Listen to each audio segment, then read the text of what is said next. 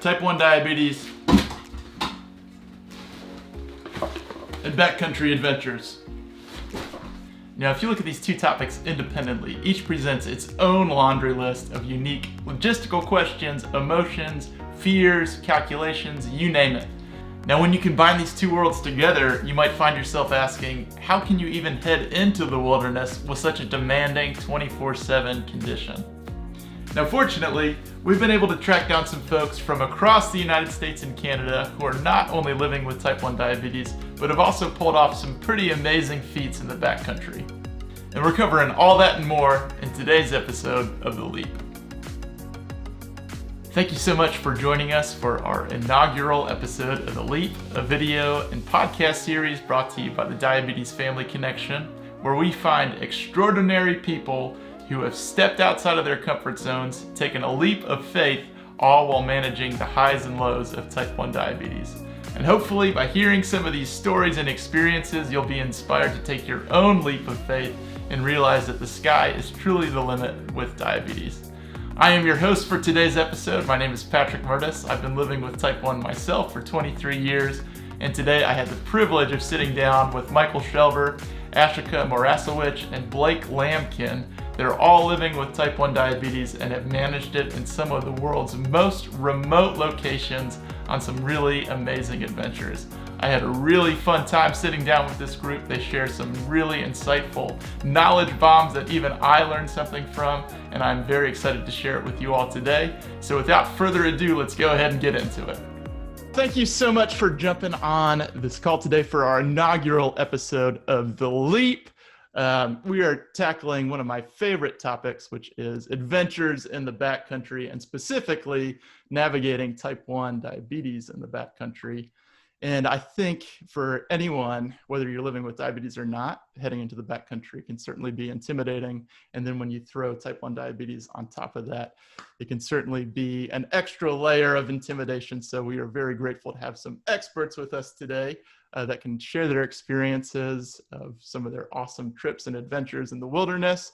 And hopefully it can inspire some others to take that leap and get into the great outdoors themselves. So we'll go ahead and jump right into it with some introductions. So Michael, we'll actually start off with you. Yeah, sure thing. So my name is Michael Shelver, and I live in the Silicon Valley right now, but I'm originally from South Africa. I work in obesity medicine and exercise physiology in San Mateo, California. And I've been living with type 1 diabetes for, like 16 years now. And have kind of got into backcountry adventure, started about 10 years ago and has slowly gotten more and more intense from there. Awesome. We will pass it over to Ashika. Hi guys. So I live in Vancouver, BC, just west coast of Canada. I've been type 1 for almost 26 years. It's been a while. I just graduated university. My husband and I went on our honeymoon in January, and about 2 weeks after we got back, COVID kind of blew up, so I didn't really get a chance to apply for jobs, get hired for anything, but I am a registered kinesiologist, and I'm trying to figure out a way to do something online, just some online training, online platform, that kind of thing. And that's about it. Awesome, very cool. And then Blake. Hey guys, Blake Lamkin. I am living up in Northern California in Redding. I grew up here, so I call this home as well. Right now, I'm working as a dietitian at a health clinic here. And I get to sit for my diabetes educator exam in a couple months, so I'm really excited for that. I've been living with type 1 diabetes nine-ish years, and I got into backpacking for my older brother around the time of my diagnosis as well. And I'm excited to be here and share stories along the way too. Awesome, very cool. So you touched on it a little bit. So if you can kind of think back to what initially got you interested in heading into the wilderness or going on that first kind of backcountry adventure, and were you already living with type 1? Can you remember what the experience even was? So Blake, if you want to kick it off.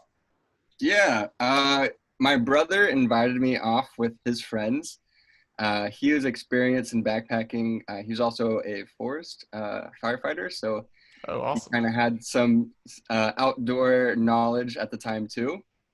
And I didn't know anything. I didn't have any gear, so he supplied some gear for me.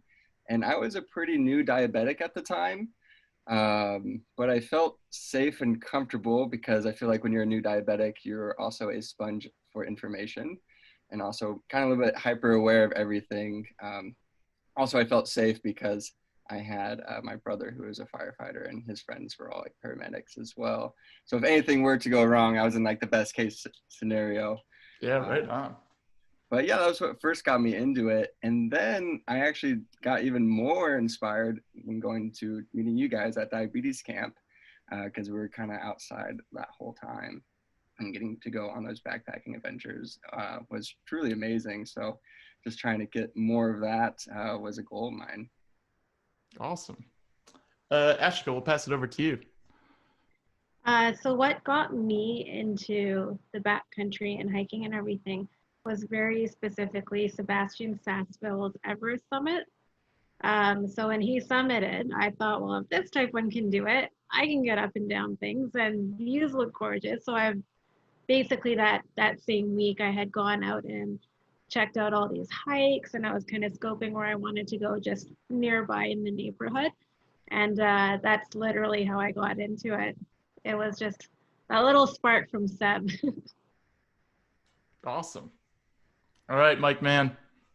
I come from a family of outdoorsy. I guess my parents dragged me into the backcountry when I was a kid, and I don't recall. I knew I was going on trips, but it was really what kind of got me interested on my own volition was probably going as a camper to diabetes camp, where I went on a 3-day backpacking trip, and I just had a blast. And that was the first backpacking trip that I really kind of look back on as the starting point of where I started to cascade into some more intensive backcountry stuff. So it was all kind of within the diabetes community that got me pushed into this backcountry sports.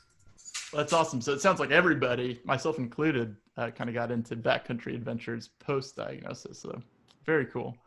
So let's just kind of think through our portfolios of our resumes in the backcountry to give people kind of a frame of reference of some of the epic things that you all have done. So maybe think to your most epic trip, maybe just list what it was and what's the longest duration you have spent in the backcountry. So Ashika, we'll start with you on this one. Good, because if I hear your guys' list, you're going to give me imposter syndrome. My biggest trip was Kilimanjaro in 2014. I went up with a group of type 1s. That's probably the longest I spent in the backcountry too. It was about 11 days up and down. Since then, I've gotten into more technical terrain like glacier travel, crevasse rescue. I've done a bunch of courses. That's been really rewarding in its own way. But no Denali summits or anything for me yet.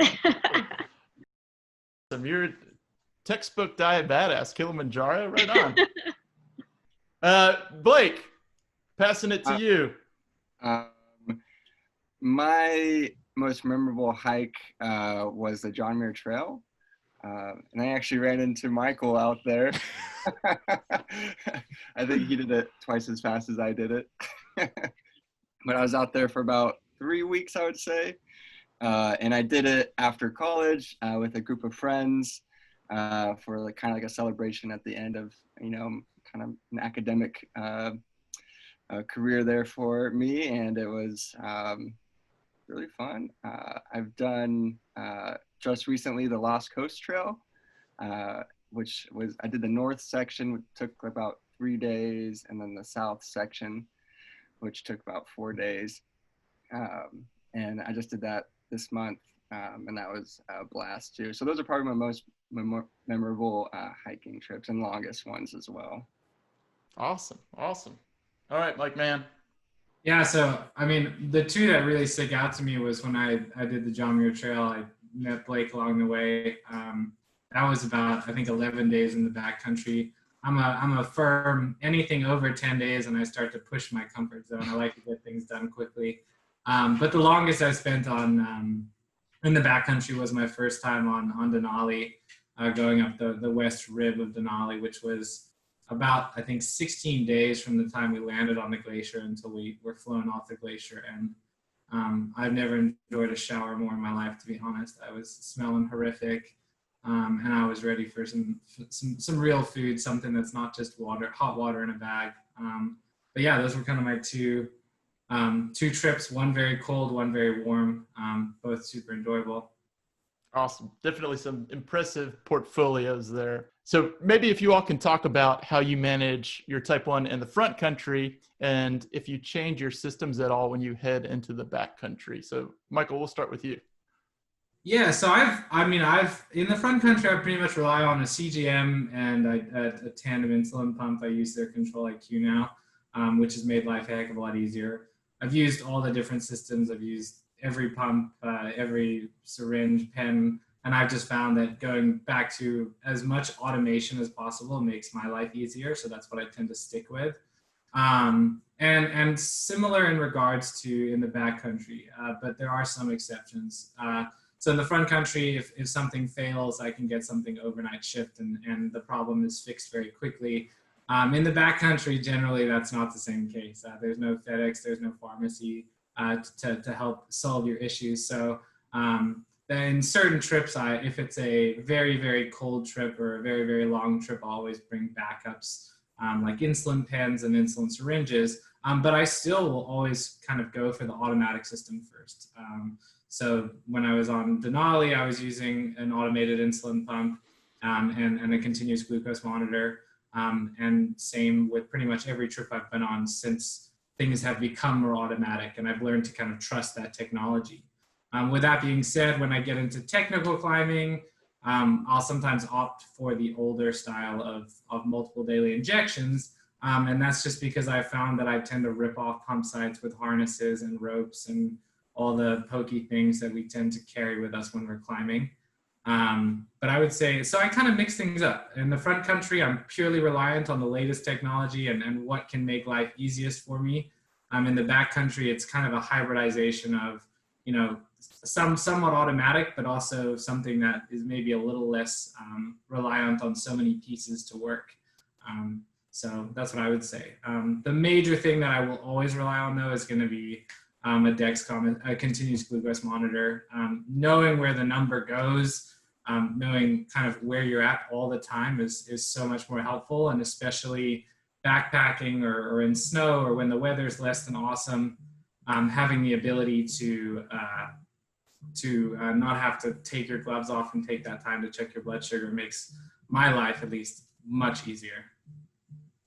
Awesome. Ashika. So I'm a little bit similar. Front country, I use the Dexcom G6 CGM. And for my pump, I actually use a really old Medtronic pump that I've hacked through the DIY Loop group, where I've created an app, and it basically works as a closed system for me. I've used that anytime I go hiking or skiing or anything like that. And my backup is similar to Michael's, where I'll pack pens, syringes, vials, and I have had site fails where I'll switch to pens. And once I do switch, I tend to keep it on pens for the remainder of the trip, because especially if I'm gone for a couple of days, it's too hard to find a clean site and put in something new. But otherwise, I've been loving the way Loop works for outdoors. It's been really easy to set my temporary basals and change my targets. So I'll set like a higher target if I'm outdoors hiking lots over a couple of hours. But pretty much the same. I like everything automated.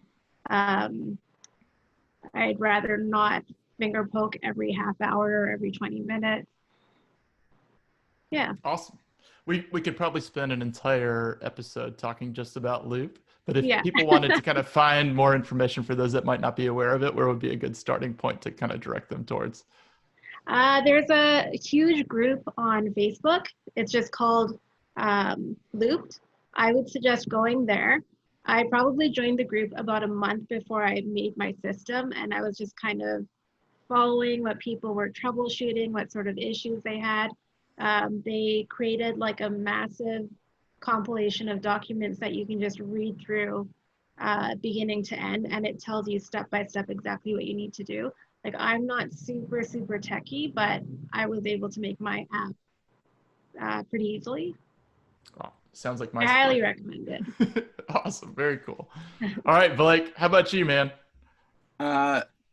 Pretty similar. You know, I like to stay connected to a continuous glucose monitor as much as I possibly can in the front country and in the back country. Even more so in the back country too, because that direction of where I'm trending can change quickly, because you might be at altitude, might be doing a little more physical activity. So I like to keep a good close eye on that, and the CGM allows me to do that. I'm doing the 670 auto mode with the Medtronic system. I'm liking it a lot. You know, it has that CGM paired up with it, so really helps minimize those lows. And when I'm in the back country, I tend to have more lows, so I keep a keen eye on that. Also in the back country, I also pack the syringes and the vials. I don't have any pens. You know, I just have a backup of Lantus vials that I use usually if I'm going on even a road trip, but you know, definitely in the back country, I'll bring that out with me. I haven't really had to use my backup system much at all, which is I'm thankful for. My pump has done well for me on those long trips. Awesome. So we've got quite the spread. We got Michael with Control IQ on the tandem system. Ashika is looping.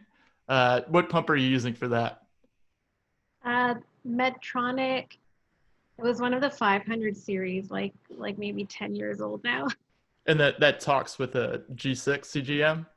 Yeah, so I've got a little Bluetooth device called Riley Link, and it basically connects my phone to my CGM and my pump. Awesome. Yeah. And then Blake's wearing the 670 system made by Medtronic. So I think what I'm getting at is it doesn't matter what system you're on, you can get into the backcountry. We've got quite the spread, and it sounds like automation is definitely helpful, and then having some redundancies in place in case one of those systems were to fail. Obviously, there are a lot of fears and intimidation that can come with heading into the backcountry. What were some of those initial fears that you all felt? Ashika, we'll start with you. And what are some ways that you kind of mitigate those fears? Or are these things that kind of go away with time? Or if you just want to kind of elaborate on that a little bit.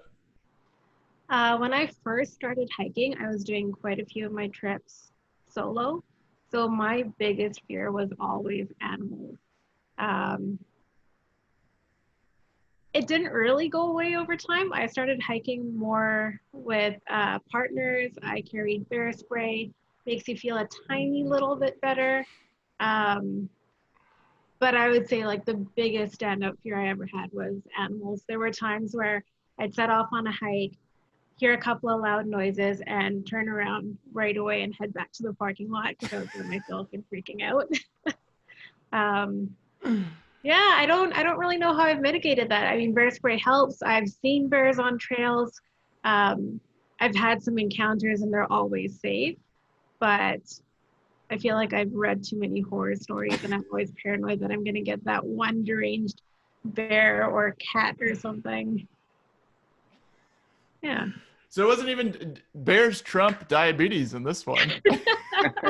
Yeah. No, I wasn't even worried about diabetes. My biggest fear was animals. Did any of you experience kind of reservations or fears thinking diabetes specifically before you kind of made that plunge into heading into the wilderness? I think my fear was not having enough food for longer trips. So I tend to have overpacking food mentality. And there was one instance on the John Muir Trail that we could get into later about a food supply not coming in. So that kind of engraved for future trips always to overpack food as well. And then that kind of ties into diabetes as well, because, you know, if I don't have enough food in me or low supplies to keep my blood sugar up, you know, it would be frightening to have a low out there and not have any glucose tabs or shot blocks to eat. So I definitely overpack those when I do. I think that's a great segue into kind of talking about maybe the packing list a little bit. And I know there's kind of two areas here that we could tackle. So food being one, and then kind of your gear being the other. But thinking specifically about food, maybe if you each want to kind of talk about if you follow any kind of diet in the front country, whether that be low carb, keto, vegan, anything like that, and then talk about if it looks any different when you're in the back country. We'll start with you, Michael. Yeah, for sure. I mean, for me, in the front country, I would say my diet's probably healthier. I generally go with more whole foods and have kind of more of a balanced diet. And then I'll say, because of that fear of running out of low supplies in the backcountry, I'm very similar with Blake in that regard. I make a lot of my food higher carb just in case it has to become a low supply. So for me, I'll carry Cliff Shot blocks, or I'll carry Swedish fish or something like that. But I know that if I, have a lot of severe lows during my trip, that I can rely on maybe food that I would use for snacks or food for dinner or breakfast, and turn that almost into an emergency low supply. So most of my food will be, I'll definitely for dinner and for some lunches and stuff, have some fats and proteins in there. But I would say that I kind of go higher carb in the backcountry just to give myself a little extra breathing room in case something gets wrong and we have to stay out there longer, or I'm eating more low supplies than I plan to. So that's kind of my major rule. I'll also say that I'll always overpack food. And that's one thing that I think all of us probably do naturally, is we all overpack a little bit in that regard in the backcountry. And the front country as well. Yeah. How about you, Ashika? So at home, day to day, I eat pretty balanced. Like I'll get my fats, proteins, carbs. When I'm out hiking, I kind of have this routine that I started doing like years ago. I love shot blocks and gummy candies. I'll have one like package of candy or shot blocks for every hour that I'm actually hiking. And then I'll have like another 4 or 5 shot block packs for like extra lows or anything that I need to treat. The best tip that I got years ago was Gatorade powder, and I've had to use it once or twice, but if you have a water bottle or like a small container that you can put water in, you put in a really strong concentration of Gatorade powder into it. And if you just sip it during a low, it brings your blood sugars up fast without making you feel sick when you're already out and you don't want to eat like 3 or 4 packs of shot blocks to bring yourself up from a low. So I found that was really helpful. And kind of the same thing, I'm much higher carb, almost all carbs maybe when I'm in the mountains. So you're kind of consistently eating fairly simple sugars throughout your duration of exercise. And for someone that might not be familiar with Cliff Shot blocks, what would be like an example of a carbohydrate count for a single shot block? Oh, geez. Right. I think, well, they come in packs of 6, and I think 3 gummies is about 24 grams of carbs. Okay. And how often are you eating those? I'll have a couple gummies every hour. It kind of depends on what I'm hiking, how strenuous it is, how long it is. But I try to eat something at least every hour, even if I'm not hungry or my blood sugars are steady, just because I know later it'll keep me going, make me feel better. Sure. Cool. And then Blake, it sounds like you've had a scare in the backcountry already with the John Muir Trail. What kind of learnings have you taken away from that? And what does your typical diet look like in the backcountry now? I don't know if I really learned too much from that experience, but maybe what happened was we had a group of, I guess, 7 people total that were hiking kind of in the same rhythm. And 3 of those people didn't get their 10-day resupply. So we had to divvy up the food, and it was the first time it was open. So usually those hiker bins that a lot of people throw extra food in were empty. So we just kind of had to, divide it up the best we could. A lesson that I did learn though, was if you're doing a hike with resupply points, I never put in my low supplies in those resupply points. I carried all my whole trip's worth of low supplies from day one, just in case anything did happen. And something did happen, and I'm very glad that I did that. So that's some good advice that I'll always carry on into the future. And mainly just shop blocks, a lot of glucose tabs, some Snickers is what I packed for that trip. In my day-to-day front country, I try to cook most of my meals. Usually they're plant-based. I tend to feel best on that, get a nice balance of carbohydrates, your proteins and your fats as well. In the backcountry, there's some trips where some partners were also vegan.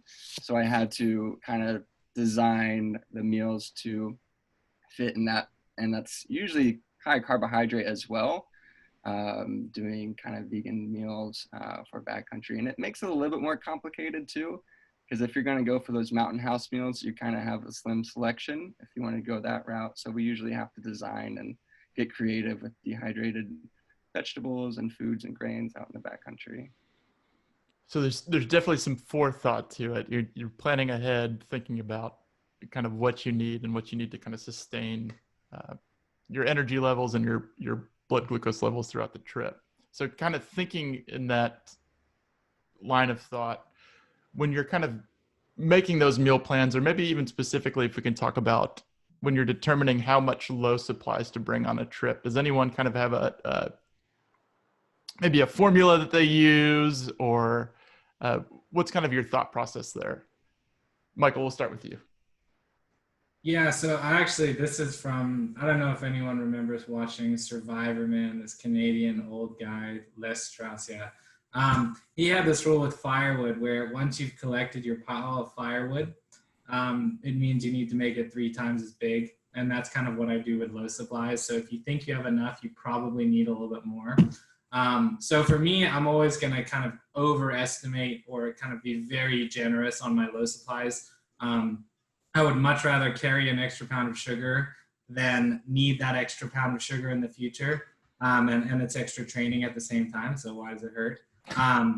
So for me, I just bring a ton. I would say that if I would average it out, it's probably like 150 grams of low supplies in the form of carbohydrates a day. And it'll vary also on intensity. So if I'm doing a really long trail run, that might go all the way up to 300 grams a day just in low supplies. So for me, I'm very liberal. I wouldn't say I use a formula so much. I would say that I really like Ashika's idea of kind of, a cliff shot, a shot packs of 48 grams of carbs every hour for when you're out there, plus a couple extra. So there's kind of this plethora of sugar. And if it's too much, it just means your backpack's a little heavier. If it's too little, that's a little bit of a scarier situation to be dealing with. Awesome. Ashika, Blake, anything to add to that? No, pretty much the exact same thing. I definitely tend to overpack. I know if I'm out for a day trip that's like, let's say 6 to 8 hours, I'll plan for something going wrong. Let's say I get injured or blood sugar problems that I need to stay overnight. I'll probably have enough to get me through the next day. But yeah, I mean, there's a trade-off. Like, it's definitely a lot heavier, but it's worth it. I haven't really needed it, but I'd rather have it just in case. I think too, as you're kind of getting into it, it's probably smart before you kind of have a feel for how your blood sugar is going to react to different environments to always have more and then kind of dial it back, as opposed to the alternative. So all of you are located in bear country or high bear density areas when you travel into the wilderness. So I'm sure one of the questions that a lot of people have is, what do you do with your low supplies at night? Is it something you bring into the tent? Do you keep it in your bear can? Blake, we'll start with you. You were just on a trip in the backcountry. What did you do with your low supplies during the night times? Yeah, so I had a bare canister that I would use where we put the food in. And I also had so much food it didn't fit in there. So I also had bags that I'd tie up in the tree.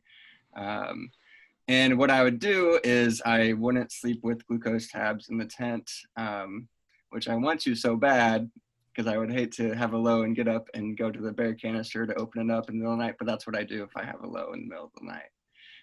And I put it in the bare canister because that'll be easy to open up and not in the bags up in the tree because that would be a process. If I only had bags up in the tree, I would still probably leave my glucose tabs not in the bags and leave them on the ground or in a little sneaky place where animals wouldn't be able to find it and only me. But that's what I would do. Awesome. Does anyone have a different approach? I risk it. Yeah. We'll start with Michael. What did you say? I sleep with my low supplies. There's a couple of reasons, but probably the number one is depending on what time of season. Well, I don't actually know the proper protocol for this, to be honest. I don't think there's ever been the Forest Service has not written, hey, this is what you should do if you're type 1 diabetic and you need to have sugar close by. But I generally will use like sealed packages just with the false hope that maybe there's no scent coming from these like sealed gushers or sealed clip shot blocks. And then I'll put everything else in the bear canister. I've never had a problem with it, and I have interacted with quite a few bears in my time.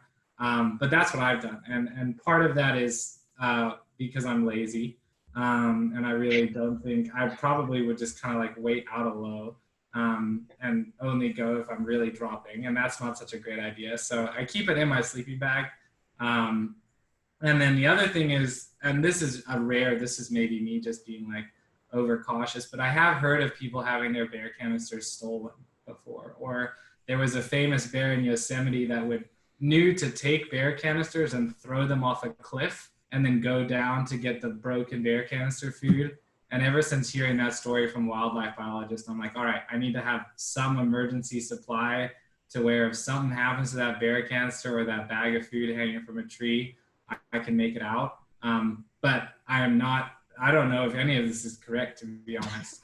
But that's what I do. So, yeah. Make me with some glucose tabs now. we got both ends of the spectrum here, so you got to be the tiebreaker. What's your policy? So I sleep with my low food too. Keep in mind, I'm terrified of animals. So what I'll do is I'll have a couple of shot blocks or gels on me. I'll put them inside a Ziploc.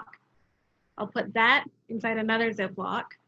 One more Ziploc just in case, try to hide all the scents.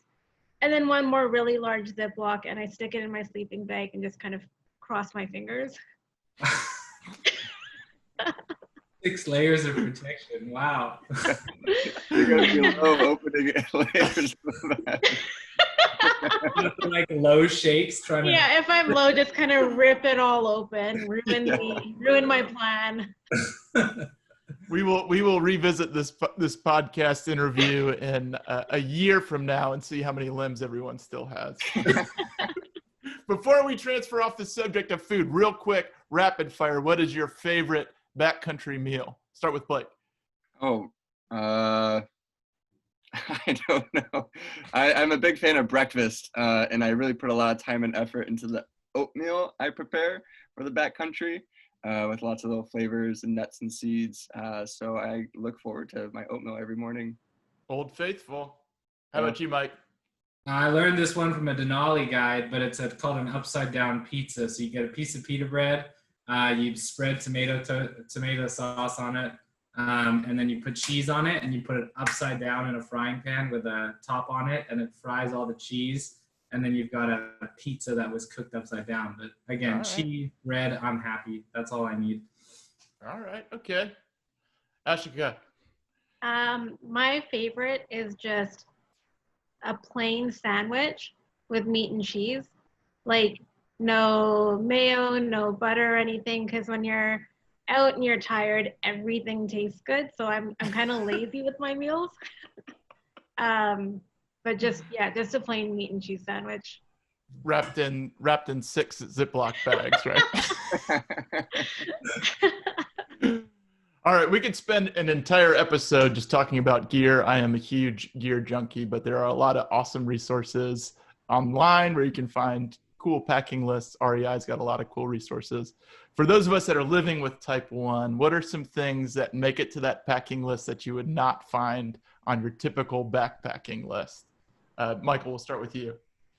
I actually have one of these things here. It is an ultralight stuff sack.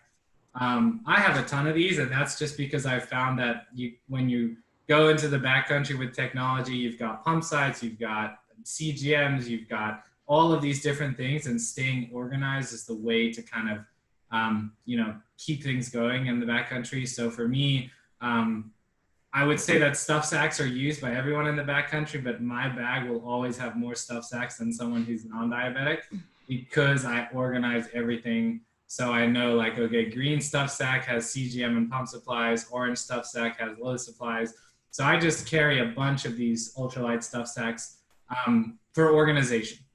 So having everything kind of partitioned in place in my pack has helped me, and that's what I do with my diabetes gear. It's a non-diabetic item, but I use it in a diabetes aspect. All right, organization is key.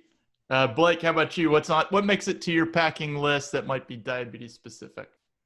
The Frio case. It's like you soak it in water, it soaks up, and then you can put your insulin in there. I put my syringes in there too because I have kind of a good sized one. It's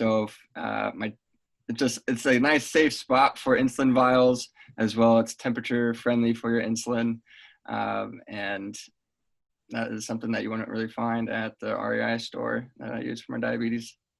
Cool. So like a Frio cooling case. Yep. How about you, Ashika? Just extra everything, extra pump supplies, insulin.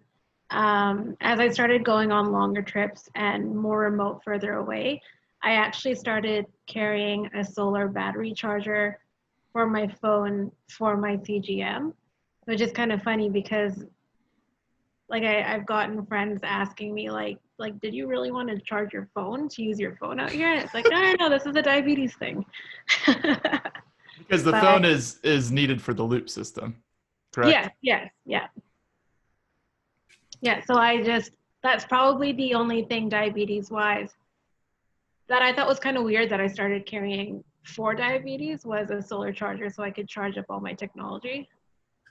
Do you have a go-to brand that you like? I don't remember what it's, something monkey, I can't remember. Okay, cool. So you touched on it a little bit, and we'll start with you, but kind of in the same thought when we're talking about low supplies and how you kind of dictate or determine how much extra low supplies to bring. How do you determine how much extra pump sites or diabetes supplies, kind of based on the trip that you're taking? It kind of depends on how long I'm gone. If I am gone for 3 days, just throwing a number out there, I'll have a fresh new site that should last those 3 days. I'll bring one extra reservoir infusion site, and if that doesn't last me, then I just switch to pens. It's not something that I want to stress out too much about. And then pens, I just like one pen each of long acting, short acting is usually enough for however long I'm gone. Cool. Blake, do you have a similar system? Anything different? I think I use a system that I think we follow it at the diabetes camp where you would bring one site per day. And I just took that and ran with it. So if I'm on a 10-day backpacking trip, I'm going to bring 10 sites. And it can get bulky because it's going to be all that packaging. And thankfully, Michael had this cool tip back in the day that I carried on as well, where you take them out of the package and you put them in a nice sturdy Algene bottle. So then it's not taking up a bunch of room in your pack. I could get pretty anxious if I feel like I'm missing something or leaving something behind. So I'm an over-prepare, over-packer. So I feel comfortable with doing, extra supplies. Awesome. So aside from maybe pump sites, when you're thinking of maybe, sensors or transmitters or your insulin vials? What are you kind of thinking there? Yeah, usually I'll have a fresh site, hopefully a fresh CGM sensor in as well. And then I'll just bring one vial of my quick acting, one vial of my long acting. I only bring a couple syringes, and I have faith in my pump, but I would be able to survive with a couple syringes out there if I had to do multiple daily injections. And then the thing that you don't typically think about bringing out in the backcountry would be batteries. Battery operated with the pump, so I always pack an extra battery out as well, and maybe two, because sometimes you'll pack a accidentally dud battery, and we don't want that to happen. Michael, do you have a different system or pretty similar? I would say mine's relatively similar. So I'm a pretty clumsy guy, so I always assume I'm going to break something when I'm on a trip. And one of those things is a vial of insulin. So I always bring like 2 vials of insulin. So if I accidentally smash one, I have a secondary, and that'll go for insulin pump. I use the same system Blake does, where it's 1 site a day. I'll maybe take slightly less reservoirs and slightly less tubing, because in an emergency situation, those can kind of be reused if necessary. And then I'll either bring pens, but I've started to opt more towards syringes now, because then I can just get away with a vial of Lantus and then use the insulin that I would use on the pump with a syringe. That's only if I'm being really stingy about weight and packing and stuff like that. Because Blake is spot on. If you're going on a long trip to carry 10, 15 days worth of diabetes supplies, I mean, that can take up more than the size of a sleeping bag in your backpack. So it's just trying to figure out ways to kind of minimize the space. And there's no denying that packaging for especially like the diabetes devices we use, it's a lot of packaging. A G6 sensor is, it's a big old chunk of plastic. And so that's kind of what I try to do. I also use, I forget what they're called, but the infusion sets that come in kind of a hard case, just because those ones are so much easier to travel with than say like a Silhouette or a quick set site.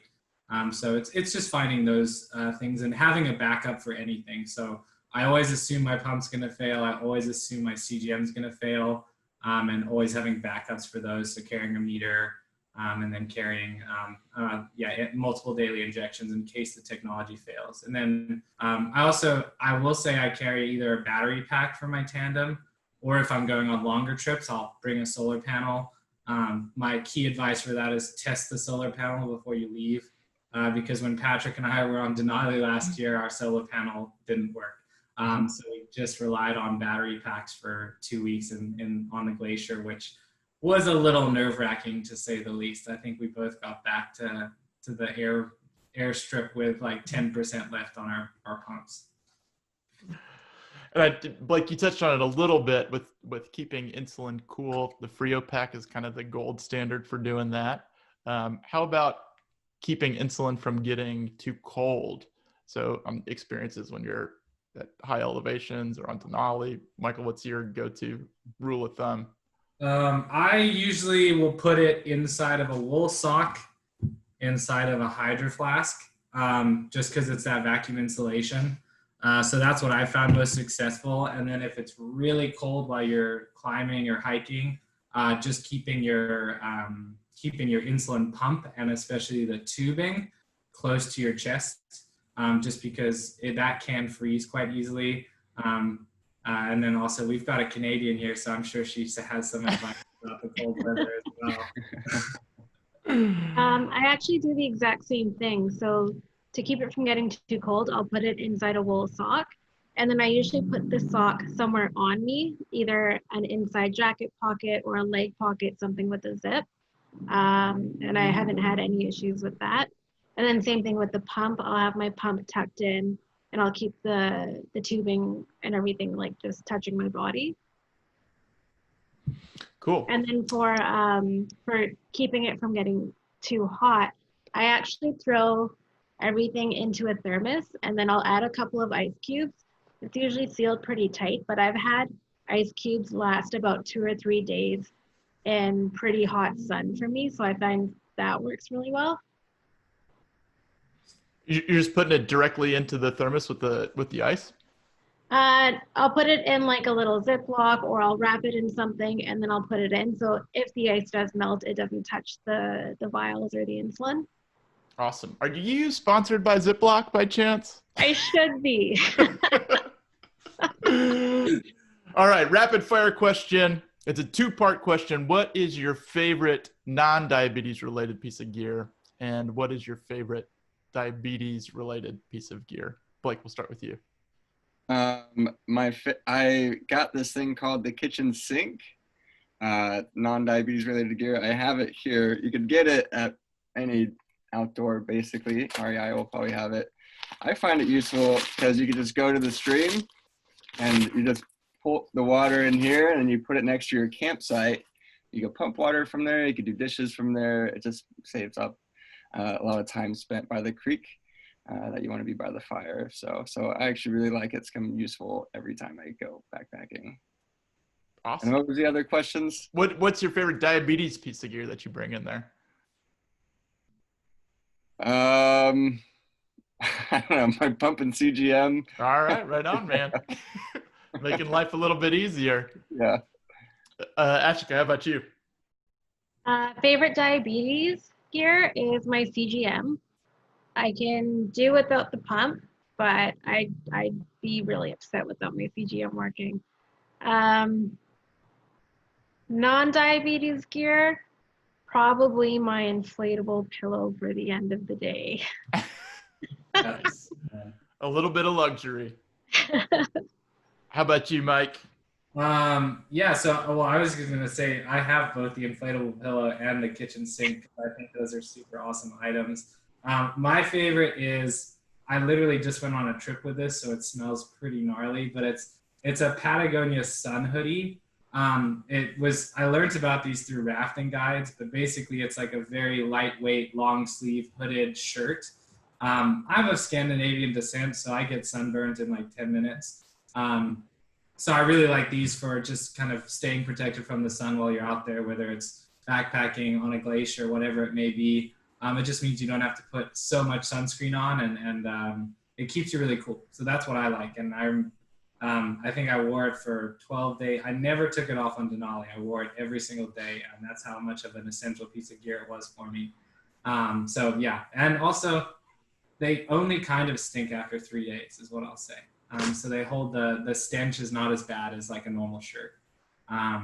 Diabetes wise, my Dexcom, I'm the same. If you can take everything away from me, but keep me with my CGM, it's just so nice getting the number every 5 minutes and kind of knowing where you're at without having to do all the work to see. Awesome. So for someone that's kind of new into getting into the backcountry, what might be some environmental factors that have an effect on blood sugar that you might not think about? Michael, we'll go with you. Yeah, so I think it's interesting. So one of the biggest things is usually if you're going into the backcountry, going into the mountains, and that means altitude. And altitude causes a stress response in your body. So you release cortisol, which causes some insulin resistance, which will cause your blood sugar to rise. With that being said, you're also usually super active in the backcountry, which will cause your blood sugar to drop. So it's kind of understanding and being a little bit liberal with your numbers the first couple of days you're out in the backcountry, because you might be super insulin sensitive due to the activity. You might be super insulin resistant due to the altitude, and it's kind of be harmony between those two things. Generally, for me, my biggest piece of advice is just be conservative with your insulin dosing. I'd much rather be a little bit high for a couple days in the backcountry than constantly fighting off lows. So I'll set temp basals and maybe bolus for less carbs out during my meals just to account for the activity. And then if I do notice my blood sugar is continually running high, then I'll slowly kind of titrate or give more insulin as I get more comfortable in the area where I'm at. Awesome. Anything to add? Any other environmental factors that were kind of surprising how they affected your blood sugars? I think Michael put it perfectly. Being conservative, and because I've eaten a breakfast with probably about 70 grams of carbohydrates and did not bolus for it, and still went low with just my background basal going after hiking. And that's what happened to me. It might not happen to another person with type 1, but that was my experience. So definitely being mindful of, hiking, the physical activity, the altitude. Yeah, you explained that really well. Ashika, have you had any experiences? It sounds like you've been in a spectrum of different temperatures in the backcountry. Does temperature have an effect on your blood sugar at all? It probably does. The one thing that stuck out to me a lot as I got more experienced and stronger and faster, more efficient, was I found diabetes management changed. It did not stay the same when I started to where I am now. The biggest tip that I would have for someone starting off is to conserve your energy. If you have up and down rocky blood sugars, if you just drop your pace overall, it helps so much more. Even when I feel like I'm fine, I can go fast, I can push it and just kind of power through and deal with blood sugars. I tell myself to slow down and mentally take a rest, because different efforts do all sorts of different things to your blood sugars. And especially starting off, just take it easy. As exciting as it is, and getting up high and seeing views spikes a lot of adrenaline. You want to push harder, go faster. I would just say really conserve your energy, and you'll see that reflect in your blood sugar management. I think that's great advice. What the saying is, hike your own hike. So even if you're, hiking with a group or something, you really got to do what's best for you, especially when it comes to diabetes management. So let's transition into a little bit of risk management talk, or mitigating some of the risks that are inherent in the backcountry. What are some things you think of? What are some things you bring with you, whether that be a personal locator beacon? Michael, we'll start with you. Yeah, so I definitely bring a personal locator beacon with me, and that's because I had to use one last summer to be helicoptered out of the mountains. I think that with the affordability of Garmin InReach, which are the GPS locator beacons, there's really no reason to travel without one in the backcountry these days. I can personally advocate that if we did not have one while we were out there, it would have been a total mission to get myself out. And I'll say that almost every situation I've had in the backcountry that has been more serious has not been diabetes related. But for me, from a diabetes perspective, the precautions I take are, I'm always going to carry glucagon with me. It's always going to be very accessible in my pack. So it's not going to be, super buried deep in there. It's going to be accessible. I always tell the people I'm hiking with where the glucagon is. And also if it's going to be a more serious hike as well, I'll take an expired glucagon and actually have them mix it and practice injecting into an orange, just to have that experience. The best advice I can give is hike with fellow diabetics, because they kind of know how you're acting and what you're doing. From a safety perspective, in terms of outside of diabetes, so there is inherent risk of going into the backcountry. Know your limits, and when in doubt, turn around. And this is something that I learned pretty harshly this summer, where I was hiking in Montana. We took the wrong route. We pushed ourselves too far. We should have turned around, and we didn't. And due to that, I took a pretty massive fall, and I'm very lucky to be here today. But the lucky thing that we had was I was hiking with Patrick, who has type 1 diabetes. We had a personal locator beacon. Both of us were trained in backcountry survival and kind of first response. So it's know your limits. Take a backcountry first aid course or first responder course to know how to react in these stressful situations.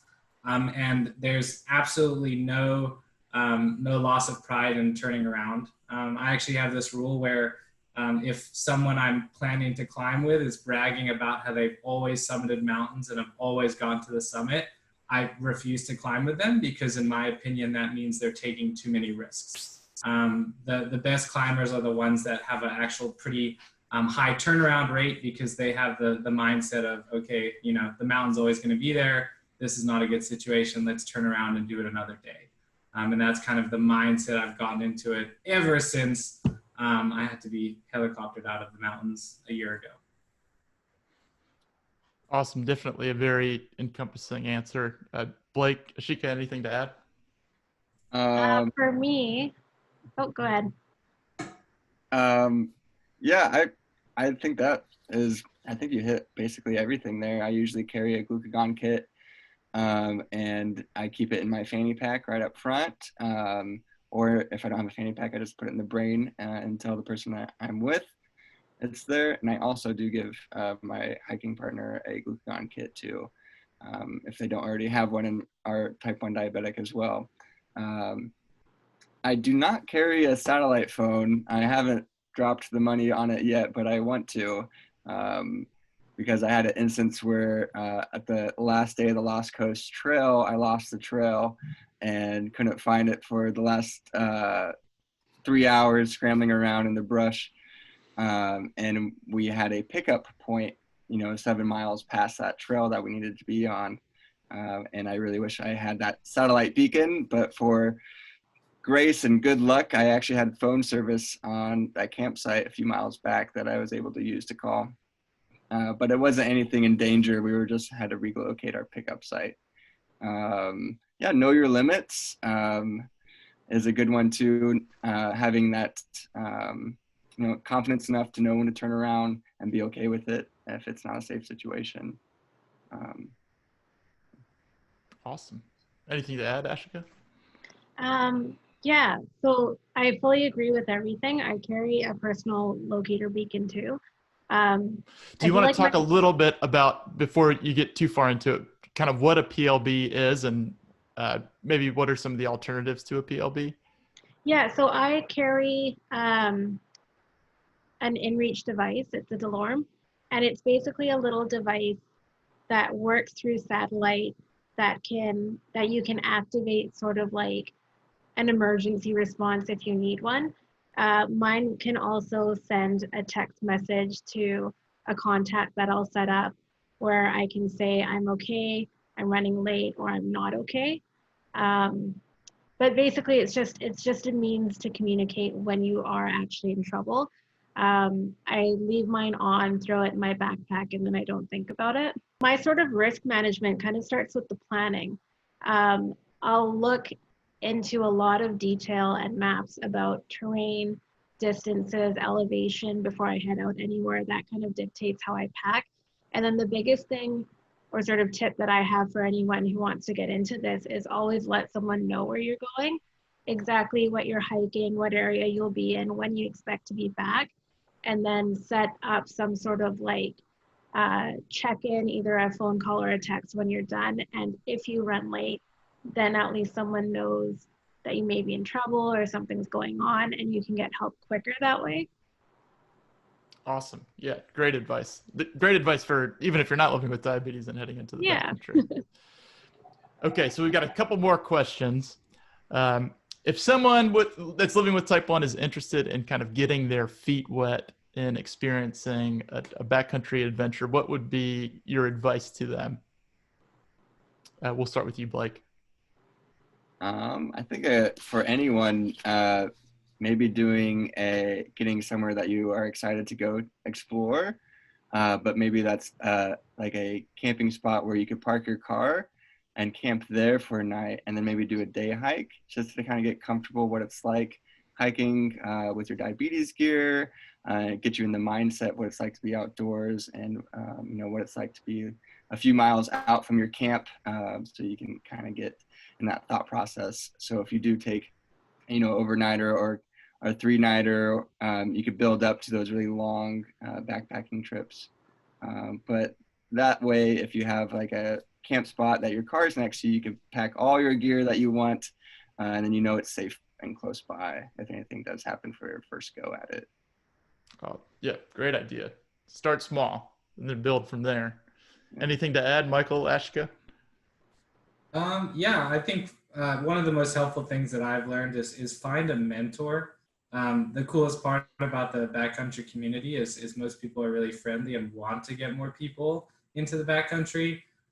So, asking maybe it's a friend or a friend of a friend that you see is doing cool stuff on Instagram or whatever, shoot them a message and say like, hey, I really want to get into this. What are my first steps? I can tell you right now that people that always send me those messages, I'm always willing to help out. So, seek advice through people that you see taking cool pictures of stuff. I think that with social media and kind of with the internet, it's allowed such a plethora of information to be given out. And there's lots of blogs out there for advice with hiking with type 1 diabetes. But you can also kind of, seek through your personal network, people that have gone on these trips and done these things, and you can always ask them for advice. Alongside with Blake, I would say that, make your first trip one that's easy to exit out of. So I would say, depending on your experience level, make sure that wherever you're going is if anything happens, you could hike out in a day, no problem. So I wouldn't say make your first trip like the John Muir Trail or your first trip climbing Mount Rainier or something like that. Make it something that's easy, accessible, and still feels adventurous. So start small, take small steps before you take big leaps is generally what I advise. Awesome. Very cool. Anything to add, Ashika? No, I think Blake and Michael covered it. I was going to add too, same thing with social media. It's a lot easier now to find a group of beginners that you can go out with, people who are interested in doing easier stuff. We've got a couple of mountain groups out here where there are very experienced mountaineers who act sort of as mentors, and they'll set up trips to take out beginners and teach them the ropes, that kind of thing.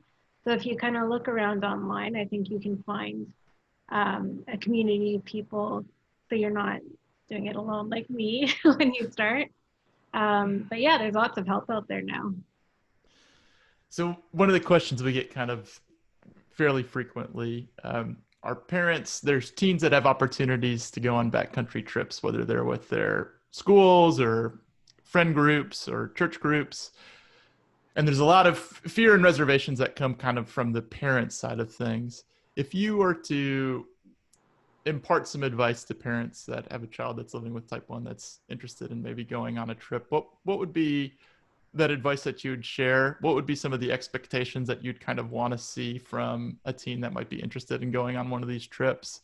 And maybe what would be something that you would really want to feel confident in the leaders that are putting on a trip like that before you would give the green light as a parent of a child living with type 1? Yeah, so just some background with me is I've both been a camper on backpacking trips as well as a guide on backpacking trips. And I think, and then I've also dealt with parents as well that have definitely been fearful about, it is terrifying to send your kid into the backcountry, let alone without diabetes. And now you're adding this onto, maybe if it's a diabetic backpacking group, I really wouldn't be too concerned. They have lots of checks and measures to make sure that your child is staying safe in the backcountry.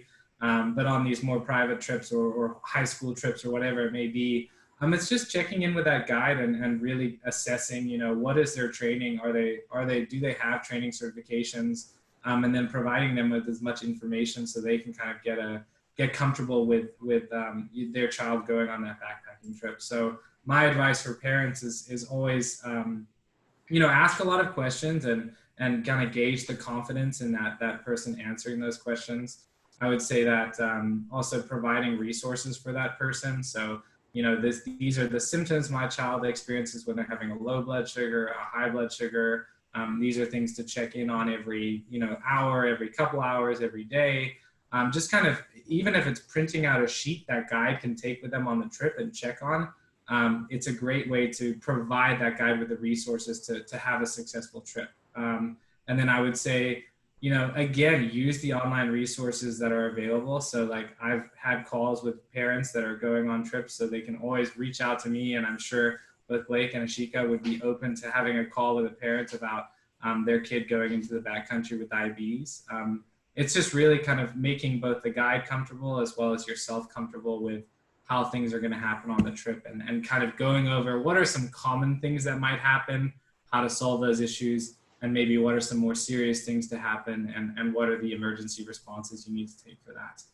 But I've never really I've never heard of a major horror story, at least in my experience, from a parent that's properly communicated to a guide what the condition is and what the treatments require. And most guides, if they've been doing this for a while, they probably have experience with conditions like this. And Blake, what kind of level of responsibility would you want to see from the kid who's thinking about going on this trip before you would give the green light? What I would probably want to do is sit down and kind of review the plan of the trip, see if they thought about just the general backpacking trip, if where they're going to camp, where they're going to get water, just so they have a general good foundation and knowledge of backpacking itself. Because then you're going to add diabetes management on top of that. So if your foundation, if you don't have food and shelter, your other needs aren't going to be met. And diabetes management can really fall to the wayside if something does happen. So sitting down and seeing if they have, a list of things that they've packed, maybe ask a scenario, if something went wrong, what would they do? And just kind of have that open discussion with them and see if they're able to kind of think for themselves, because when they're in the backcountry, they might not be with a guide, or they might just be with a group of friends that are going out. And they might not all be educated, but hopefully they are. But having them be health, critical thinking skill going out in the backcountry. Anything to add, Ashika? For parents who are worried, I wonder if they can sort of put their kid in a situation that's controlled, where they camp out in the backyard, go on easy hikes, and sort of take the back seat and just see how they manage themselves. That way they'll feel better watching their kids manage, and then later on they can always reflect, give tips, and go over things that way. That'll at least prep them for the trip themselves. Well, we have had some very sound, some wonderful advice. I know I'm inspired to get back out there and to head into the backcountry. Before we close out of here, well, first I want to say thank you, but if someone wants to kind of follow you all on your next adventure, one, what is your next adventure? And two, what would be the best way to follow along? Blake, we'll start with you. You can follow me on Instagram. My tag name is BLAM, the man. So it's Blam the man. Blam the man. I'll tag everybody and post too. Yeah. And I'm currently posting some pictures that I took of the Lost Coast Trail, and that's what I most recently took. I've been doing a lot of kind of just weekend getaways around Northern California. So my next trip might be kind of out towards the Trinity Alps, or maybe towards Bernie. I might be going out this weekend, and I haven't decided yet. But I'm sure if you follow me, I'll post a picture of where I'm at, and I'll be happy to answer any questions if you guys reach out too, if you're in the area. Awesome. All right, Ashika. If you want to keep in touch, you can follow me on Instagram. It's Ashika Morasiewicz. Patrick will just throw it somewhere because it's long to spell. I don't have any concrete plans yet. I feel like COVID kind of threw everything sideways, but probably just get out on weekend trips, like leave Thursday night, come back Sunday night, spend a few nights camping out somewhere. We're staying pretty local. No plans to travel or anything like that, but we're usually up to something on the weekend. So if you want to check out what I'm doing, you can follow me. And if you have any questions or comments, just reach out. Awesome. Very cool. Is there another, correct me if I'm wrong, do you have another side project that you're promoting right now or you want people to be aware of? I do. So it's my online training that I'm working on. I've got another Instagram handle for that. It's called Coach Ashika. I'm working on my website right now. I should be launching within the next 2 weeks. But it'll just be putting into practice the kinesiology degree that I have, personal training, just general fitness and health coaching.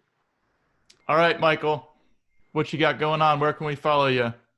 I've made the stupid decision to sign up for a 444-mile bike ride south humidity and heat with Patrick. So after not riding a bike for 3 years, I'm going to commit to 100 miles a day for 4 days. That'll be in September. It's called the Race to Trace, and you can follow along on Instagram at Project 50 and 50, and then also my personal Instagram, michael@michael.shelver. So we'll see how it goes. I can tell it's going to be complete misery and what we call fun, which is where it's not fun at the time, but you look back on it and you're like, oh, I want to do that again. But that's my next major trip. And then as winter rolls in and as the snow starts to fall on the mountains, getting into some skiing, getting into some climbing, and again, seeking some form of misery in some way that I find a way to enjoy. Well, y'all, thank you so much for imparting your knowledge bombs, for sharing your learnings and your experiential learnings from your own adventures in the backcountry. Hopefully this will inspire some other folks that are living with type 1 to make the leap, to take that leap and head into the great outdoors themselves. Thank you so much for sharing your wisdom with us. Thanks again for joining us for today's episode of The Leap. A quick disclaimer before we close out. The content from this video and podcast is for informational purposes only. This content is not intended to be a substitute for professional medical advice, diagnosis, or treatment. Always seek the advice of your physician or other qualified health provider with any questions you may have regarding a medical condition. Never disregard professional medical advice or delay in seeking it because of something you've seen or heard in this video or podcast. Reliance on any information provided during today's episode is solely at your own risk. If you think you may have a medical emergency, call your doctor or 911 immediately. Thanks again for joining us. We'll see you on the next episode of The Leap.